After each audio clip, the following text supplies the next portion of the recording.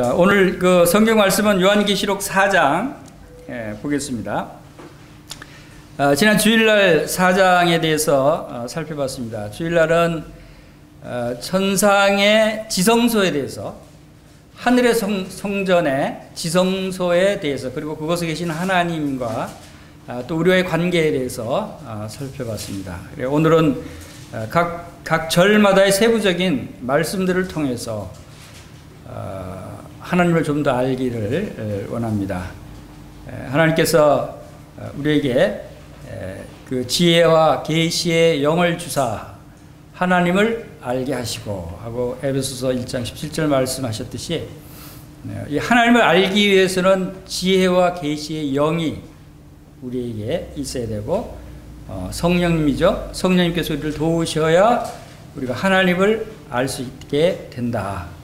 그리고 그 하나님께서 우리에게 어떠한 그 소망을 주셨는지, 그 소망이 얼마나 풍성한 것인지, 하나님의 능력이 얼마나 크신 능력인지를 알게 하시기를 구하노라 하고 에베소서에 말씀하셨듯이, 우리 성령님께서 오늘 함께 하셔서 하나님이 어떤 분이신지를 알게 하시기를 원합니다. 요한계시록 4장 1절에서 지난 시간에 2일 후에 내가 보니 하늘에 열린 문이 있는데 내가 들은 바 처음에 내게 말하던 나팔 소리 같은 큰 음성이 이르되 이리로 올라오라, 이후에 마땅히 일어날 일들을 내가 내게 보이리라 하시더라 하고 말씀하시면서 2일 후에라고 하는 것이 1장, 2장, 3장 또 2장, 3장을 통해서 7 교회에 관한 말씀을 보여주신 후에 그 다음 단계로 이제 4장을 통해서 하늘의 문을 여셨어요. 열린 문이다 라고 하는 말씀을 우리가 보게 되죠. 열린 문, 하늘의 문이 열려 있다는데 놀라운 은혜가 있습니다. 만약에 여러분에게 하늘 문이 열려져 있지 않다면 여러분은 하늘의 광경을 볼 수 없을 거예요. 그렇죠? 믿음으로 주님께 나오는 자, 성령의 인도함을 받는 자들에게는 하늘의 문이 열려 있다는 거예요. 우리에게도 이것은 놀라운 은혜예요.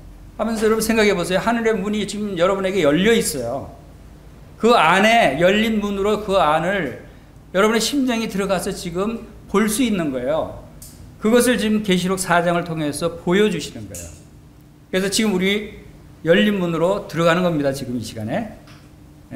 우리 이 시간에 지금 하늘의 열린 문으로 천국의 지성소에 들어가는 거예요.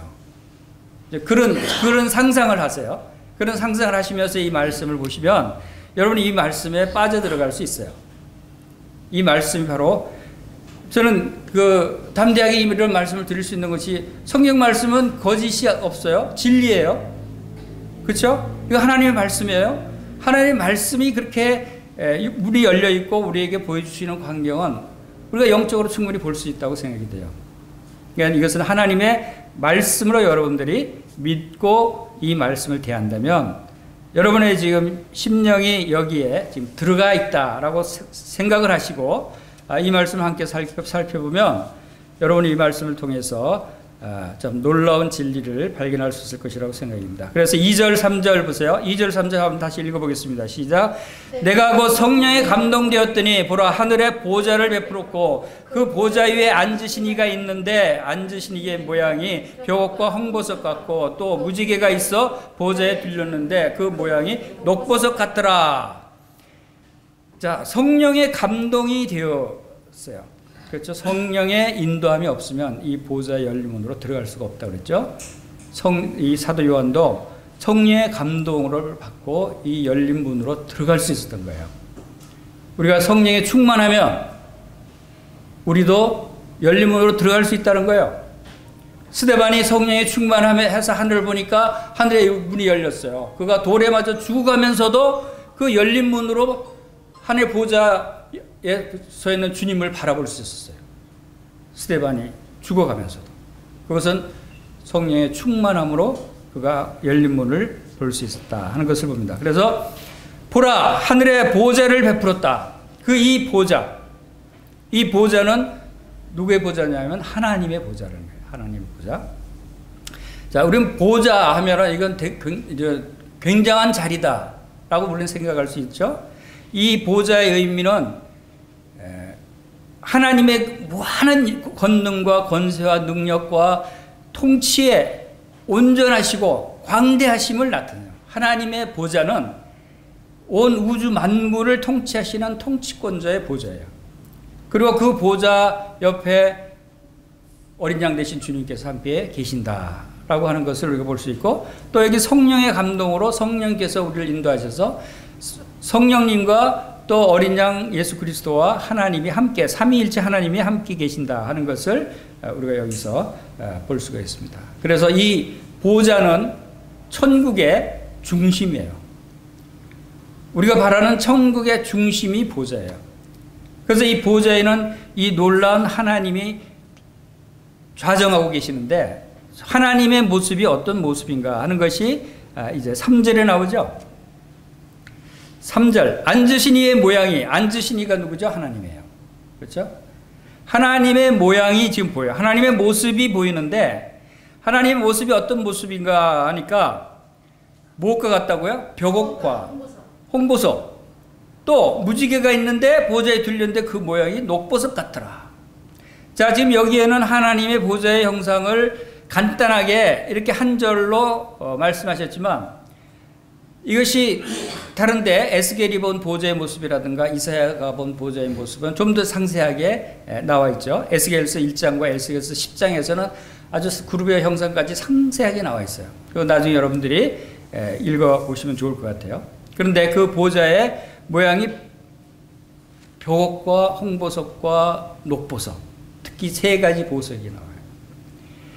왜 보석과 같다 그랬을까? 어떤 모양을 말씀하지 않고 하나님의 형상을, 왜 뭐 아주 멋진 미남으로 생기셨다든가 아주 아름다운 백발의 노인의 모습으로 보이신다는 거, 그런 모습이 아니에요.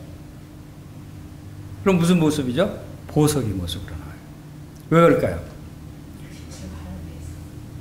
하나님은 우리가 생각하는 그런 형상이 아니시다. 하나님은 빛이시다는 거예요. 빛. 그래서 그 빛을 볼 수밖에 없어요. 하나님을 본다는 것은. 에스겔서에는 그 한 형상이 있어 사람의 모양 같더라는 표현은 있어요. 에스겔서에 하나님의 보좌 형상을 본 에스겔이 그 남보석 같고 그 보좌 형상 위에 한 형상이 있는데 사람 모양 같더라는 표현이 있긴 하지만, 그건 이제 정확한 표현이 아니고 여기서는 보석의 모습을 말씀하고 있어요. 여러분, 보석이 좋아요, 나빠요? 누구나 다 보석을 갖고 싶어 하죠. 보석이 좋은 거예요. 왜? 보석을 왜 귀하다고 그러고 좋아하죠? 갖기를 원하죠? 보석은 변하지 않는다. 보석의 특징은 변하지 않는다. 둘째, 아름답다. 모양이 아름답고 변하지 않는 그런 특징을 가지고 있다. 그래서 하나님은 우리가 직접 천국에 가면 실질적으로 우리가 생각하는 이런 보석의 모양, 형상이 빛의 형상이 아닐 수도 있어요. 왜냐하면 그 외에 다른 걸로 표현하면 우리가 이해하지 못하니까, 우리가 이 세상에서 알고 있는 지식과 상식과 경험과 우리한테 이해시킬 수 있는 표현이 이 보석과 같다는 표현이 가장 적절하다고 생각하셔서 이렇게 하셨지, 아마 이거보다 더 엄청난, 우리가 보면 놀랄 그런 형상일 수 있다고 봅니다. 그러니까 우리는 지금 현재 우리의 짧은 그 지식으로는 이 정도로 이해할 수밖에 없어요. 천국에 가면 더 놀랍게 알 수 있겠지만. 근데 이제 왜 하필 세 가지 보석을 대표적으로 했을까? 이 보석은요, 성경에 12가지 보석으로 해서 여러 군데 비유로 나와요. 예를 들어서 출애굽기 28장에는 대제사장이 흉패에 12가지 보석을 이렇게 흉패에 달고 제상 직무를 수행했어요. 그게 무슨 뜻이었죠? 12가지 지파를 대표하는 모든 백성들을 이 보석과 같이 여긴다는 뜻이에요. 대제사장은 모든 백성들을 보석과 같이 귀하게 여기고 항상 가슴에 품고 있다 라고 하는 의미라고 우리가 알고 있어요. 예수 그리스도는 우리의 대제사장이죠. 예수 그리스도 우리를 다 12가지 보석으로 마음에 품고 계신다는 거예요. 그것은 우리를 보석과 같이 여기신다는 거죠. 자, 바로 그리고 새 예루살렘 성의 기초석도 12가지 보석으로 되어 있다고 그랬어요. 12가지 보석이 대제사장의 흉패에도 12가지 보석이 있고, 또 우리가 가서 구할 새 예루살렘 성의 기초석도 그 아름다운 12가지 보석이 기초석이라고 말씀하고 있어요. 이것이 다 12가지 보석의 의미가 모든 성도들을 의미해요. 이스라엘의 말에서는 이스라엘의 12지파를 의미하는 것이고, 그러니까 하나님께서는 자기 백성을 보석과 같이 귀하게 여기신다 하는 것을 지금 나타내는 것입니다. 그런데 이 하나님도 이 보석과 같은 모습을 가지고 있다는 거예요. 놀랍죠? 하나님도 하나님 자신이 보석과 같이 아름답고 변하지 않는 귀하신 분이시고, 우리도 하나님처럼 그 보석과 같이 여기신다 라고 생각하면 하나님이 우리를 얼마나 귀하게 여기시는가를 알 수가 있어요. 그건 놀라운 은혜예요. 놀라운 하나님의 사랑이에요. 하나님이 여러분들을 보실 때 하나님 자신과 같이 여기신다는 거예요. 자신이 보석인데 우리도 그 보석처럼 여기신다는 것은 하나님 자신처럼 우리를 사랑하신다는 거예요. 그래서 하나님의 크신 은혜다라고 생각합니다. 그리고 여기 세 가지 보석 중에 벽옥, 왜 하필 벽옥이냐? 벽옥의 의미가 있어요. 이것은 예루살렘 성의 첫 번째 기초석으로 등장하는 보석인데, 이것은 수정처럼 맑은 빛으로 되어 있고 하나님의 거룩한 본체의 영광을 상징하는 것이 벽옥이에요. 벽옥의 의미는. 그리고 홍보석이 나와요. 홍보석은 새 예루살렘 성의 6번째 기초 그 보석인데, 이것은 색깔이 붉은색이죠. 붉은색 하면 우리가 뭐가 떠오르죠? 십자가의 피. 이 보석도 하나님의 심판과 또 예수 그리스도의 십자가의 보혈을 의미하는 것이다 라고 우리가 볼 수가 있습니다. 그래서 이 홍보석은 예수 그리스도의 구속과 또 이 공의를 나타내요. 그리고 녹보석이 나와요. 녹보석은 무엇의 모양이 녹보석에 무지개가 나오는데, 하나님의 보좌의 뒤에 그 형상이 막 굉장히 찬란하고 아름다운 빛이 막 발산이 되는 모습이 보이는데, 그게 무지개로 보였어요. 요한이 보였을 때. 이 무지개 말씀이 에스겔에서도 에스겔이 본 하나님의 보좌 형상도 무지개 모양이었어요. 무지개는 무슨 색깔이죠? 무슨 7색깔이 뭐죠? 다 알죠? 빨주노초 파남보. 이건 다 외웠죠? 자, 빨주노초 파남보 이 색깔이 하나님 보좌의 형상에서 쫙 나오는 거예요. 근데 그것을 한 가지 색으로 표현하려면 그 무지개 색깔이 한 가지로 탁 띄는 게 녹보석의 색깔로 보였다는 거예요. 이 녹보석은 무슨 의미를 가지고 있는? 녹보석은 우리가 보석에서 에메랄드를 말하는 건데, 녹색이죠. 녹색의 의미는 무엇을 담고 있냐면 생명과 번영을 나타내요.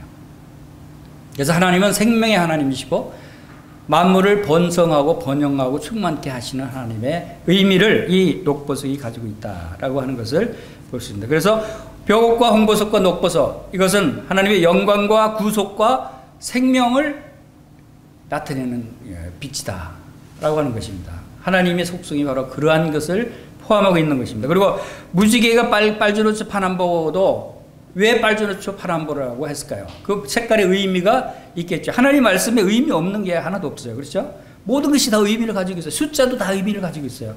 24보자도 24 숫자 지난 시간에 말씀드렸죠. 다 하나님은 단어 하나하나에 다 의미를 부여하고 있어요. 자, 무지개 색깔의 빨간색은 무엇을 의미할까요? 이건 역시 십자가의 구속, 보혈을 의미하는 것이고, 주황색은 중보자이심을 의미하고, 노란색은 왕의 권위, 금 색깔이죠. 그리고 초록색, 생명과 번영, 그리고 파란색은 하늘, 소망을 나타냅니다. 그리고 남색은 거룩함이고, 보라색은 자비와 긍휼을 나타내요. 이렇게 해서 십자가의 구속과 중보와 왕의 권위와 생명과 번영, 소망, 거룩함, 자비와 긍휼을 나타내는 것이 무지개 색깔이에요. 무지개. 하나님의 속성을 우리가 알 수 있죠.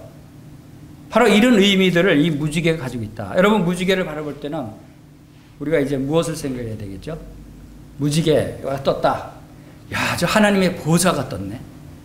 하나님의 보좌의 형상을 여러분이 생각하시면 하나님 우리로 볼 수 있겠죠. 무지개는 하나님의 보좌와 관련이 있다는 거예요. 그리고 무지개는 우리의 약속을 상징한다고 그랬죠. 무슨 약속이죠? 노아의 홍수 이후에 무지개를 보여주면서 다시는 내가 물로 심판하지 않겠다. 그럼 뭘로 심판하신다고요? 불로 심판하시는 거예요. 이런 약속을 가지고 있는 것이 이 무지개다. 그래서 이 아름다운 보석이 하나님의 형상으로 나타나 보이신다 하는 것입니다. 그리고 이 보석은 바로 변하지 않는 아름다움과 권위와 영광의 상징이다. 우리가 하나님의 모습을 이렇게 생각할 수 있어야 됩니다. 그리고 이제 또 4절 5절 읽어보겠습니다. 4절 5절 시작. 또 보좌에 둘려 24 보좌들이 있고 그 보좌들 위에 24 장로들이 흰옷을 입고 머리에 금관을 쓰고 앉았더라. 보좌로부터 번개와 음성과 우레소리가 나고 보좌에 켠 등불 7이 있으니 이는 하나님의 7 영이라.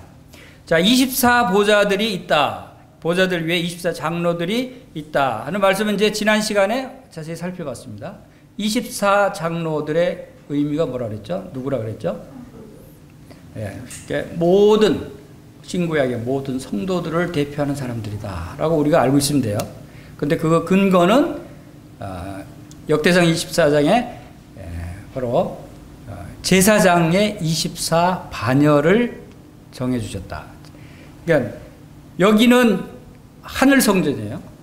그리고 여기는 지성소예요. 지성소에 있는 이 장로들은 바로 왕 같은 제사장들로 하나님 앞에 있는 거예요. 성전에 있는데 제사장들이 24 반열로 그 직무를 부여받았다 하는 것을 지난 시간에 배웠습니다.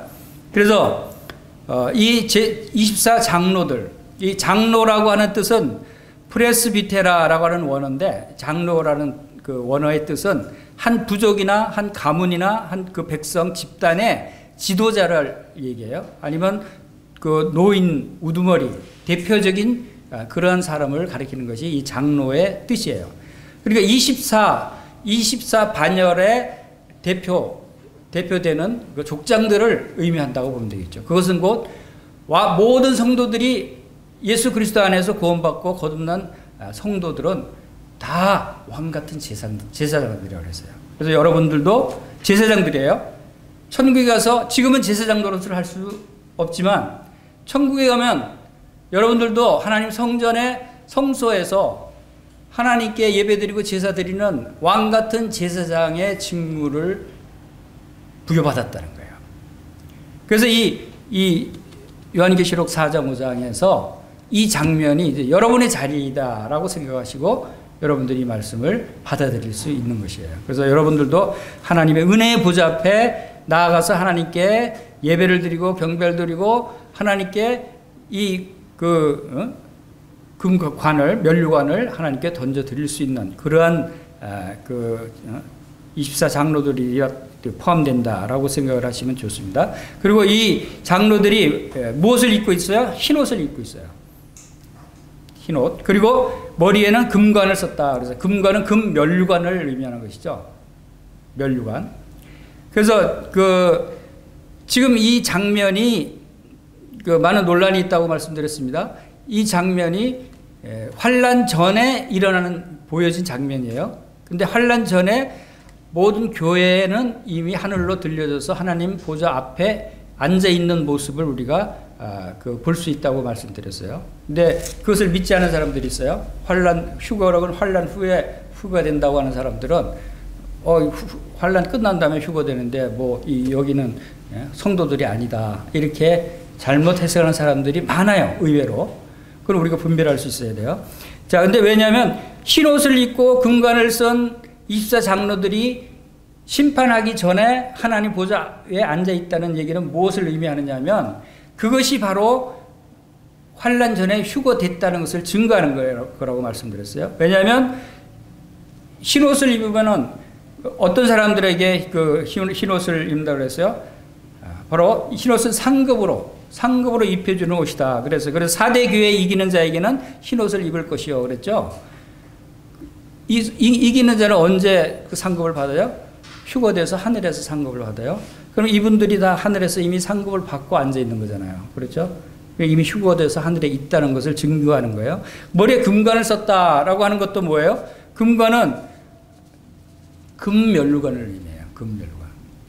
이 면류관 종류는 여러 가지 이제 나오지만 나중에 또 살펴보겠지만 이 제사장들 여기 24장로들이 제사장이라고 하는 것이 또 무엇으로 알 수 있냐면 금관을 썼다는 거예요. 금관. 그것은 이 땅에서 그림자로 모형으로 보여준 성막과 이 성전에서 제사장들이 지켜질 때 머리에 관을 쓰고 합니다. 관을 꼭 써요. 그게 제사장의 복장이에요. 기본 복장이 관을 쓰는 거예요. 여기 지상에서는 금관을 쓰진 않지만 이제 하늘에서는 바로 이 금관을 쓴다. 금이라고 하는 것은 이 왕권이 있다는 거예요. 그래서 왕 같은 제사장이다. 하늘의 제사장, 금관을 쓴 제사장은 바로 왕 같은 제사장, 왕권 제사장을 의미하는 것입니다. 그리고 모든 24장로들이 다 머리에 금관을 쓰고 있어요. 이것은 금면류관을 얘기하는 건데 이제 모든 제사장들이 다 면류관을 받았는데 면류관 종류는 다르다고 생각해요. 근데 기본적으로 그 면류관이 금으로 되어 있다는 건 동일하다는 것이죠. 금으로 된 면류관인데 면류관 종류에는 뭐 썩지 않는 면류관, 의의 면류관, 생명의 면류관, 뭐 영광의 면류관 여러 가지 면류관이 많이 있어요. 각각의 은사에 따라. 그러한 면류관은 다양하게 다르지만 그 재질은 금으로 만들었다 하는 것을 우리가 알 수 있죠. 왕의 지위를 나타내니까 옛날에도 왕들 다 금관을 썼잖아요. 자, 그런 의미에서 이러한 그 24장로들이 여기 앉아 있는 것은 이미 휴거돼서 하늘에 앉아 있는 것을 증거하는 것이다 라고 하는 것을 우리가 한 번 더 확인할 수 있는 것이고, 자, 이제 5절에 보면은 보좌로부터 이제 보좌의 모습이 또 다시 나옵니다. 보좌로부터 번개와 음성과 우레소리가 난다. 그리고 보좌 앞에 켠 등불이 7이 있으니 이는 하나님의 7 영이라. 자, 아까 3절에서는 아름다운 벽옥과 홍보석과 녹보석의 형상을 가진 하나님의 모습이 나왔어요. 근데 여기서는 지금 보좌로부터 또 뭐가 나오냐면 번개같이, 번개 무서워요? 무섭지 않아요. 우렁꽝꽝 하는 번개. 얼마나 큰 소리가 나요? 음성, 번개와 음성, 그 하나님의 음성이 그 얼마나 큰지 많은 물소리 같다는 표현이 이제 계시록 1장에도 있는데, 자, 번개 음성과 우레소리. 우레소리가 뭐죠? 우레? 천둥소리, 천둥. 번개는 바박하고 빛이 쫙 번개가 치는 거고, 우레소리가 천둥소리. 천둥소리가 우레소리죠. 자, 이것은 좀 무서운 광경이잖아요. 왜 이런 광경이 나타날까요? 이것은 이 보좌가 심판의 보좌다. 심판의 보좌를 의미하는 거예요. 아까 3절에서 본 보좌의 형상은 은혜의 보좌라고 볼 수가 있어요. 은혜의 보좌. 그리고 지금 5절에 나오는 이 보좌의 모습은 심판의 보좌다. 하나님이 이 땅에 구약의 출애굽 때 시내산에 강림하셨을 때 장면이 비슷하죠. 막 불꽃이 일어나고 천둥과 번개가 나고 막 우르렁쾅쾅 하고 불도 붙고 막 하는 그래서 백성들이 무서워서 떨었어요. 접근할 수가 없었어요. 접근하는 자는 다 죽임을 당한다고 했고, 그래서 심판주 하나님의 모습. 왜 이 모습을 보여주냐면 이제 곧 이어서 이 세상을 심판하실 7인을 지금 어린 양에게 뛰게 하신 장면이 5장에서 나옵니다. 심판하실 그 장면을 지금 보여주시는 것이다 라고 하는 것입니다. 그리고 보좌 앞에 등불 7이 있다 라고 하는 것이죠. 등불 7. 7등, 우리가 그 성막의 성소에 그 금촛대 7 촛대가 있죠. 그 금으로 되어 있어요. 그 한 등이 금으로 되어 있는 금촛대가 있는데 거기에도 등불, 여기서는 등불이라고 하는 것은 그 촛대 위에 불이 켜지는 부분. 불은 그때 성막에서 뭘로 불을 켭니까? 기름으로 통해서 불이 붙습니다. 그래서 그것이 의미하는 바는 7 촛대는 7 교회를 의미하고 일곱 교회라고 하는 것은 7이라는 숫자, 완전한 숫자이기 때문에 교회 전체를 의미하는 거라 그랬어요. 그래서 일곱 촛대, 일곱 교회는 거듭난 성도들의 모임인 전체 교회를 의미하는 것이다. 그리고 그 촛대 위에 타고 있는 등불이 있어요. 촛대는 불이 타지 않으면 촛대의 의미가 없죠. 그래서 에베소 교회에게 주님이 촛대로 옮기리라 그랬어요. 왜? 뭐가 부족해서요? 에베소 교회에 뭐가 없다고? 사랑이 없기 때문에. 첫사랑을 잃어버렸기 때문에. 그래서 촛대를 옮기리라. 왜냐하면 촛대의 불을 밝혀서 세상에 빛이 되고 밝혀야 되는데 그것은 뭘로 밝히냐면 우리가 이 세상에서 무엇으로 그 예수님의 빛을, 하나님의 빛을 밝힐 수 있냐면 사랑이라는 거예요. 사랑. 사랑을 나타낼 때 그것이 바로 우리가 이 세상에 빛의 역할을 하는 거야. 너희가 서로 사랑하면 너희가 나의 제자인 줄 사람들이 알리라 그랬어요. 우리가 사랑하지 않으면 사람들이 아무리 교회 다닌다고 그래도 뭐 교회에 그렇게 뭐 맨날 싸우는 데야. 뭐 교회 다니면 뭐해? 이렇게 얘기할지 몰라도 그러나 우리가 교회 다닌다고 얘기하지 않아도 서로 사랑을 베풀고 많이 구제하고 자비를 베풀고 인자를 베풀면 사람들이 야, 너 당신 예수님 믿는 사람이야? 야, 저 사람들 예수님 믿는 사람이네? 알아봐요. 사람들이. 우리가 얘기 안 해도. 그만큼 우리가 그 빛의 등의 역할을 할 필요가 있다. 그래서 여기서 등불 일곱이 있으니 이는 하나님의 일곱 영이라 그랬어요. 일곱 영이다. 왜 여기서 일곱 영이 나오죠? 그것은 그 등불을 밝혀줄 수 있는 그 근본이 기름이라 그랬죠. 기름이 불을 밝히는데 그 기름은 성령님을 의미해요. 그래서 성령님이 우리 속에 내주하시고 성령님이 우리 가운데 역사하지 않으면 우리가 사랑을 나타낼 수 없는 거예요. 하나님으로부터 오는 사랑을 나타낼 수 없다. 우리가 이 세상의 빛의 역할을 하기 위해서는 바로 이러한 성령의 충만함을 받아야 된다. 그래서 그러한 것을 보여주시는 거예요. 그래서 하나님의 보좌에도 바로 이런 등불이 일곱이 있고 성령님이 계신다 하는 것을 우리가 여기서 알 수가 있습니다. 그리고 이제 6절 보겠습니다. 6절, 7절. 6절에 보면은 보좌 앞에 수정과 같은 유리바다가 있고 보좌 가운데와 보좌 주위에 네 생물이 있는데 앞뒤에 눈들이 가득하더라. 계속해서 지금 그 네 생물에 대해서 말씀하고 있죠. 그 첫째 생물은 사자 같고 둘째 생물은 송아지 같고 그 셋째 생물은 얼굴이 사람 같고 그 넷째 생물은 날아가는 독수리 같은데 네 생물은 각각 6날개를 가졌고 그 안과 주위에는 눈들이 가득하더라. 그들이 밤낮 쉬지 않고 이르기를 거룩하다 주 하나님 곧 전능하신 이여 전에도 계시고 이제도 계시고 장차 오실 이시라 라고 말씀하십니다. 이것은 보좌 앞에 있는 네 생물에 관한 설명이죠. 이 네 생물은 쉽게 말하면 보좌를 수호하는 그 천사의 모습.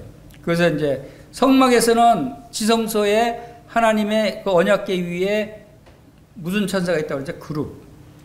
그룹 천사가 그 언약궤 위에 딱 이렇게 보호하고 계셔요. 바로 그 모습이에요. 그리고 이제 이사야서에는 그 하나님 보좌 주위에 스랍 천사라고 표현이 되어 있어요. 좀 이렇게 표현이 다르긴 하지만, 자, 이렇게 해서 아마 또 이 그룹 천사일 것이다라고 이제 보는 것이죠. 그래서 네 생물이 있다고 표현한 것은 왜 네 생물이라고 했을까?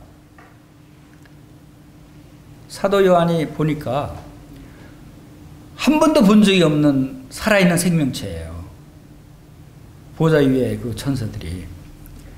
그러니까 뭐 이름이 없는 거예요. 뭐 사자 같지도 않고, 송아지 같지도 않고. 그래서 네 생물로 표현한 것이라고 생각이 됩니다. 이것은 하나님의 피조물이지만 이 지상에는 볼 수 없는 그러한 그 살아있는 생명체다. 그래서 네 생물이다라고 표현한 것입니다. 근데 그 생물이 하나는 사자 같다 그랬어요. 여기에 사자와 송아지와 사람과 그 독수리 이 네 가지 얼굴을 가진 이 네 생물이다라고 이제 말씀하고 있는데 왜 하나님 보좌에 둘러선 이 네 생물이 네 가지 각각 다른 그 얼굴을 나타내 보일까요? 그것은 이것이 바로 하나님을 보좌하는 천사들의 속성을 나타내는 거예요. 그리고 이 속성은 곧 하나님도 가지고 계시는 속성이라고 생각이 되는 게, 이 하나님을 보좌하는 천사들이나 또 우리 성도들도 마찬가지예요. 하나님을 예배하는 왕 같은 제사장들의 속성도 바로 이러한 하나님의 속성과 같아야 섬길 수 있는 거예요. 속성이 같지 않으면, 생명이 같지 않으면 함께 하기가 어려운 것이죠. 그렇죠? 서로 이질감을 느끼겠죠. 자, 그런 의미에서 우리가 이 네 생물이 나타내는 이 속성을 잘 이해하면 이것을 통해서 하나님의 속성도 되고 우리도 이러한 속성을 가지고 있다고 하는 것을 알 수가 있습니다. 왜 하필 사자냐? 그것은 사자는 동물의 대표예요. 동물 중에 왕이죠. 짐승. 그리고 왜 하필 송아지냐? 가축 중에 왕이에요. 그리고 왜 하필 사람이냐? 만물의 영장이죠. 다 대표성을 띠고 있는 거야. 왜 하필 독수리냐? 모든 날아다니는 새들 중에 왕이죠. 자, 이런 의미에서 거의 모든 피조물들을 대표하는 모습이다. 우리가 이렇게 볼 수가 있겠죠. 근데 사자는 동물의 왕이기 때문에 무엇을 상징하냐? 무슨 속성을 가지고 있어요? 힘과 용기가 아주 대단해요. 그렇죠? 그래서 이 네 가지는 곧 그 사복음서에 나타난 예수 그리스도의 그 속성도 비슷하게 여기에. 그래서 마태복음은 그 왕이신 예수님, 왕권을 가지신 예수님을 이야기합니다. 그래서 사자와 같은 왕권. 그리고 여기 송아지의 모습은, 송아지는 가축의 왕이라고 그랬죠? 가축의 왕 중에 소의 특성이 뭐예요? 우직함, 충성, 근면, 성실, 막 이런 게 떠오르잖아요. 아무리 일을 시켜도 반항을 하지 않아요. 아무리 일을 시켜도 싫다 그러지 않아요.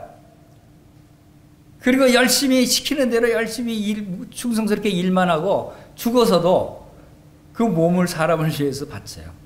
아주 내장까지 다. 온전히 다 그 주인을 위해서 바치는 그런 소. 이것이 우리들의 주님을 섬기는 모습도 이런 소와 같이 성실함과 우직함과 충성스러움과 모든 것을 다 내 몸까지 다 주님 앞에 드릴 수 있는 그런 소와 같은 충성이 나타내는 것이다. 그리고 이것은 마가복음에서 주님을 표현하는 데서 바로 충성스러운 종으로 표현하고 있습니다. 그 다음에 사람은 무슨 속성을 나타내고 있냐면, 이건 사람은 뭐예요? 동물의 만물의 영장이라고 그러죠. 그리고 지혜가 있고 지배력이 있고 또 그 여호와를 경외하는 그런 경외심이 있고 그 영적인 그런 부분들이 있죠. 이런 영성이 있어요. 그래서 누가복음은 이 사람 예수님을 인자라고 표현하고 있는 부분이에요. 그리고 이제 독수리는 새들의 왕이라고 했어요. 새들의 왕 중에서 독수리의 특성이 뭐죠?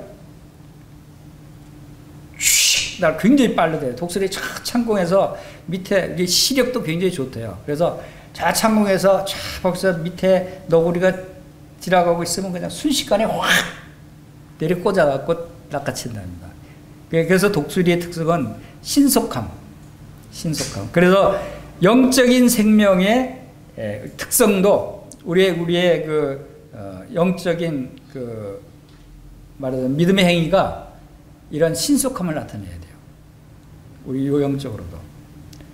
우리 한국 사람은 빨리빨리 하니까 그런 점에 있어서 상당히 장점을 갖고 있어요. 영적인 것도. 그래서 한국 사람들이 선교사들을 그렇게 많이 보낼 수 있고 영적인 일들을 부응할 수 있고 하는 것도 독수리 같은 신속함, 믿음대로 행할지니라 하는데 믿으면 바로 즉각 순종을 해야 돼요.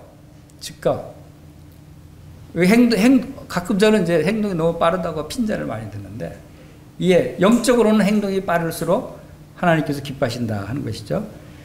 이런 것들을 우리에게 나타내고 있다 하는 것입니다. 그래서 이 네 가지 속성이 바로 예수 그리스도의 속성에도 포함되고, 바로 우리 성도들도 이러한 속성을 가지고 주님을 섬길 수 있어야 한다 하는 것입니다. 그래서 하나님의 속성은 곧 신의 성품이 우리에게 있다고 그랬죠. 하늘에 속한 모든 신령한 복들을 우리에게 주신 신의 성품.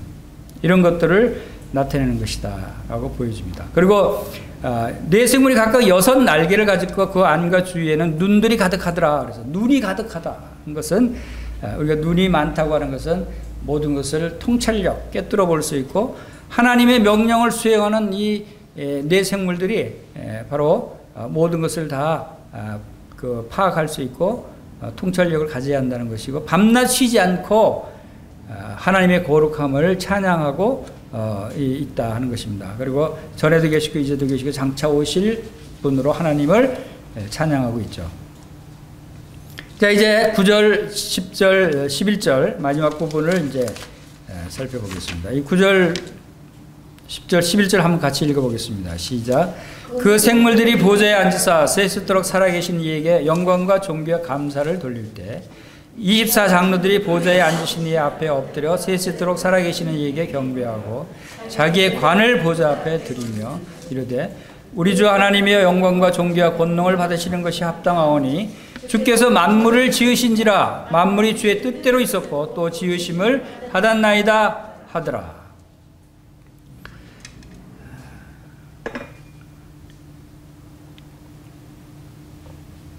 자, 내 생물이 하나님께 영광과 존귀와 감사를 돌리는 장면을 우리가 방금 봤습니다. 그럴 때 24장로들은 무엇을 하고 있었냐 하는 것입니다. 24장로들이 보좌에 앉으신 앞에 엎드렸다. 엎드려서 경배하고 자기 관을 보좌 앞에 드리는 장면이 나옵니다. 예배 드리는 장면이죠. 경배 드리는 장면이죠. 자, 이 아름다운 장면을 우리가 볼 수 있게 하신 주님께 감사를 드립니다. 또 우리가 이런 모습으로 주님께 영광을 돌리고 예배를 드릴 수 있게 되기를 바랍니다. 이 모습이 천국의 모습뿐만 아니라 우리가 지금 이 지상에서도 주님께 이러한 예배를 드릴 수 있어야 된다고 생각이 됩니다. 이제 우리는 몸은 여기 있지만 우리 영적으로 하나님께 이런 그 영적의 신령과 진정으로 예배드리는 모습은 이미 하늘에서 예배드리는 것과 마찬가지다 하는 것입니다.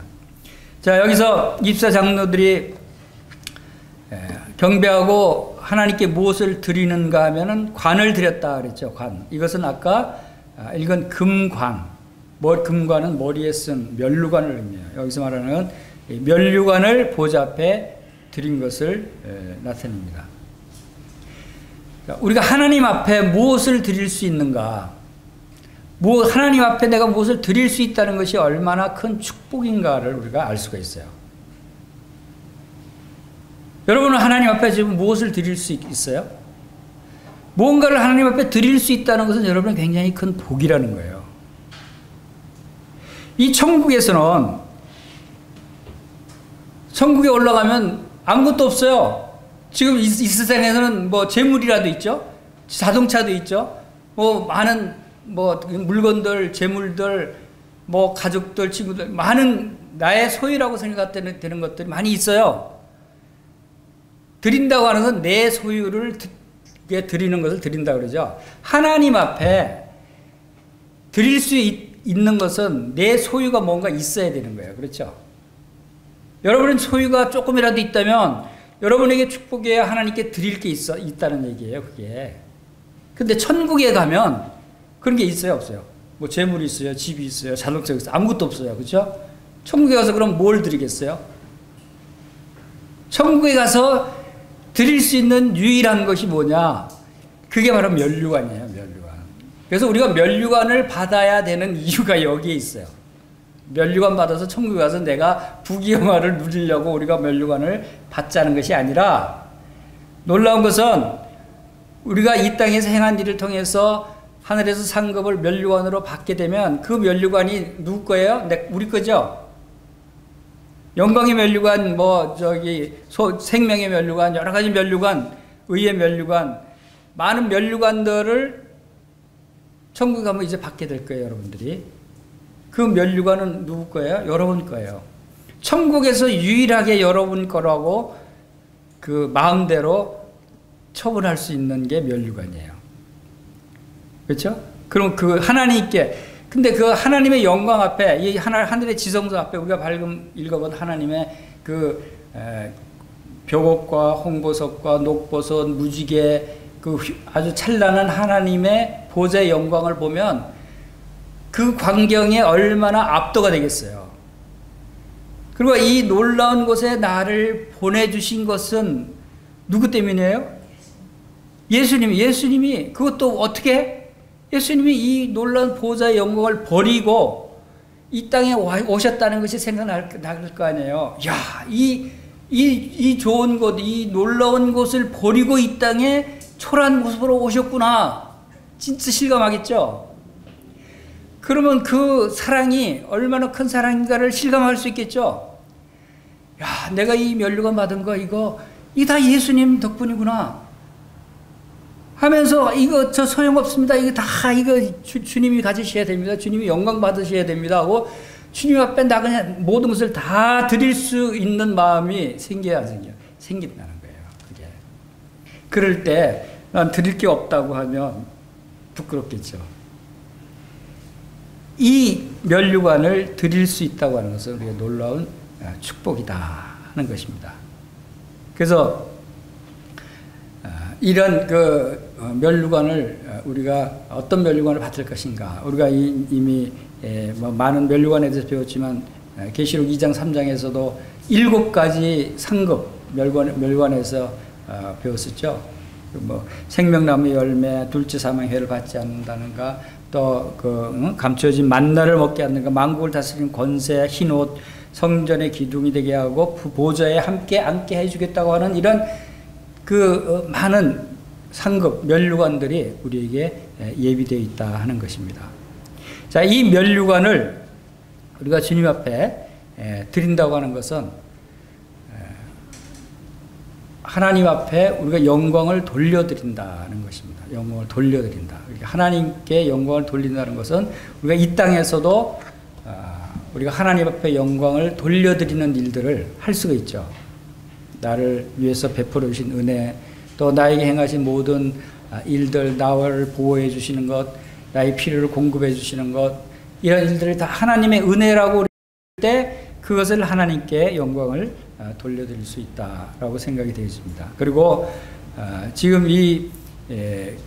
24 장로들이 머리에 쓴 금관을 하나님께 드린다고 하는 것은 나의 가장 귀한 것을 드린다는 것입니다. 근데 하나님께서 우리를 얼마나 귀하게 여기시는가, 우리에게 금관을 씌워주셨다고 하는 것은 무엇을 의미하는 걸까요? 이 금관을 씌워주셨다고 하는 것은 우리가 행위대로 상급을 받아서 금관을 쓰는 경우도 있지만, 이것은 또 다른 측면에서 보면은 이것은 상속을 받는 의미도 있어요. 하나님의 자녀, 하나님의 아들들은 곧 상속자라고 그랬어요. 그렇죠? 여러분들이 하나님의 자녀가 됐다고 하는 그 자녀의 권세 중에 가장 큰 권세는 상속자의 권세예요. 그래서 이 금관을 하나님의 자녀들은 누구든지 다 쓰게 된다는 거예요. 왜냐하면 하나님의 자녀의 상속권이 있기 때문에, 상속권은 하나님은 왕이세요. 만왕의 왕이세요. 만왕의 왕의 아들, 딸들은 그 왕족에 들어가니까 그 아들, 딸들도 왕권을 상속받는 거예요. 그래서 왕 같은 제사장으로 되고 금관을 다 씌워주는 거예요. 그래서 그만큼 하나님의 자녀들을 귀하게 보신다. 그리고 이런 말씀들을 통해서 얼마나 이 하나님께서 우리에게 아름다운 관을 씌워주시기를 원하시는가를 우리가 알 수 있어야 돼요. 우리 한 군데만 찾아보고 마치도록 하겠습니다. 이사야서 62장 보겠습니다. 이사야서 62장에 보면은 하나님께서 우리에게 그 아름다운 관을 씌워주시는 모습을 통해서 우리를 얼마나 귀하게 여기시는가. 이사야서 62장 3절에서 5절 말씀 함께 보겠습니다. 1043쪽 다 같이 한번 읽겠습니다. 3절에서 5절 시작. 너는 또 여호와의 손에 아름다운 관, 내 하나님의 손에 왕관이 될 것이라. 다시는 너를 버림받은 자라 부르지 아니하며 다시는 내 땅을 황무지라 부르지 아니하고 오직 너를 헵시바라 하며 내 땅을 뷸라라 하리니 이는 여호와께서 너를 기뻐하실 것이며 내 땅이 결혼한 것처럼 될 것이라. 마치 청년이 처녀와 결혼한 같이 내 아들들이 너를 취하겠고 신랑이 신부를 기뻐한 같이 내 하나님이 너를 기뻐하시리라. 아멘. 자, 하나님께서 여러분들을 예수 그리스도를 통해서 거듭나게 하시고 구원하셨어요. 하나님의 자녀가 되게 하셨어요. 자, 이 구원받은 이 신분이 얼마나 놀라운 신분인가 하면 여호와의 손이 아름다운 관, 여호와 하나님께서 아름다운 이 왕관을, 금관을 씌워주신다는 거예요. 여러분에게. 그리고 네 하나님의 손에 왕관이 될 것이다. 하나님이 왕관으로 우리의 머리에 금면류관을 씌워주신다라고 하는 것입니다. 왜 그렇게 하냐면 오직 너를 헵시바라 한다. 헵시바가 나오고 뷸라라고 하는 이상한 단어가 나오죠.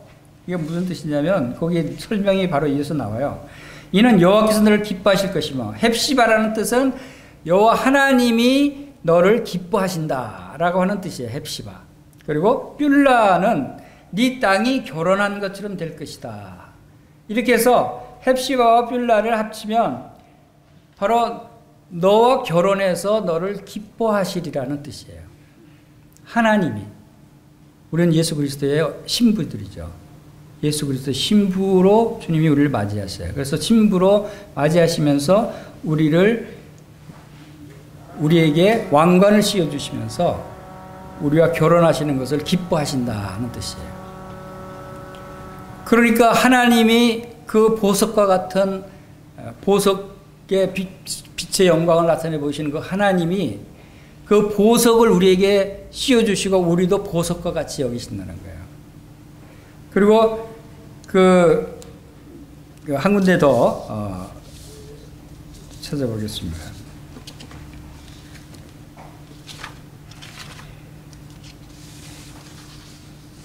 이사야서 32장 보겠습니다. 32장. 이사야 32장.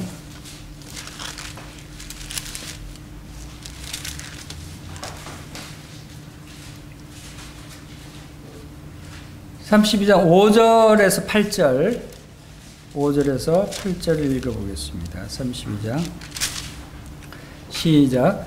어리석은 자를 다시 존귀하다 부르지 아니하겠고 우둔한 자를 다시 존귀한 자라 말하지 아니하리니 이는 어리석은 자는 어리석은 것을 말하며 그 마음에 불의를 품어 간사를 행하며 패역한 말로 여호와를 거스려 줄인 자의 속을 비게 하며 목마른 자에게서 마실 것을 없어지게 하니며 그 악한 자는 그 그릇이 악하여 악한 계획을 세워 거짓말로 가련한 자를 멸하며 가난한 자가 말을 바르게 할지라도 그리함이거니와 존귀한 자는 존귀한 일을 계획하나니 그는 항상 존귀한 일에 서리라. 자, 하나님께서 우리를 존귀한 자로 여기셔요. 근데 얼마나 존귀한 자로 여기시냐 하면은 우리를 신부로, 아내로, 우리가 결혼함으로써 기뻐함으로 존귀한 자로 여기시는데 이제 우리가 존귀한 자로 여기 부르심을 받았는데 우리가 어떤 모습으로 주님 앞에 서야 하는가.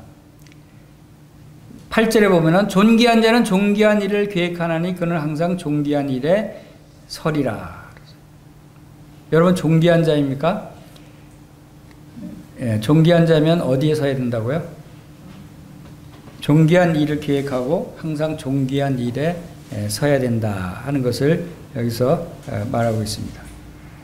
하나님께서 우리에게 아름다운 왕관을 씌워주셨어요. 우리를 신부로 맞이하셨어요. 우리에게 하늘에 속한 모든 신령 복들을 주시고 또 하나님의 아들로서의 상속권을 주시고 이제 그 왕권을 우리에게 부여해 주셨어요. 그리고 헵시바와 뷸라라고 말씀하셔요.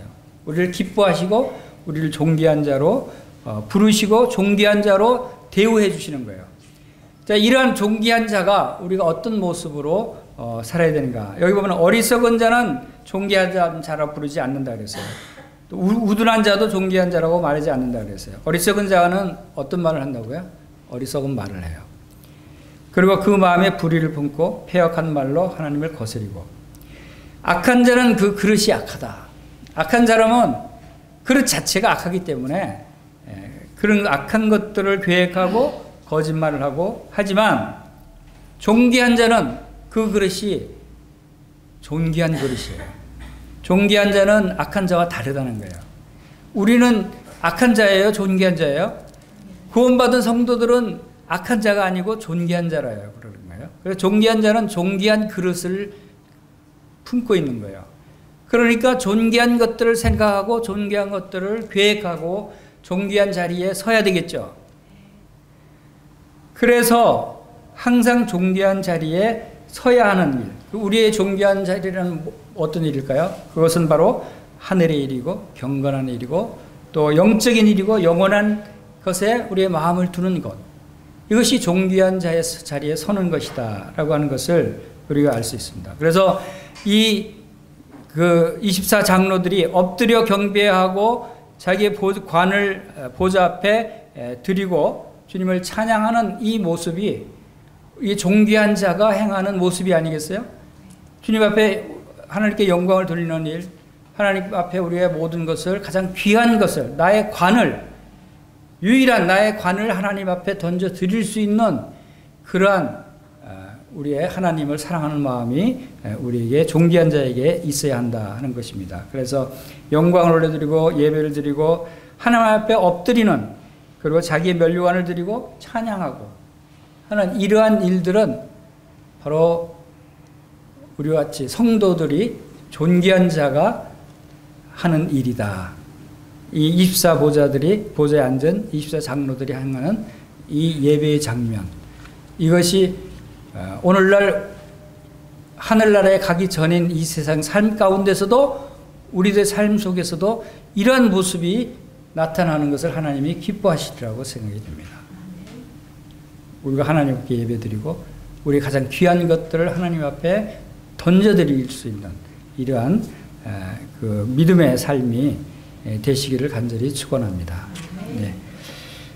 이상으로 마치고 기도드리겠습니다.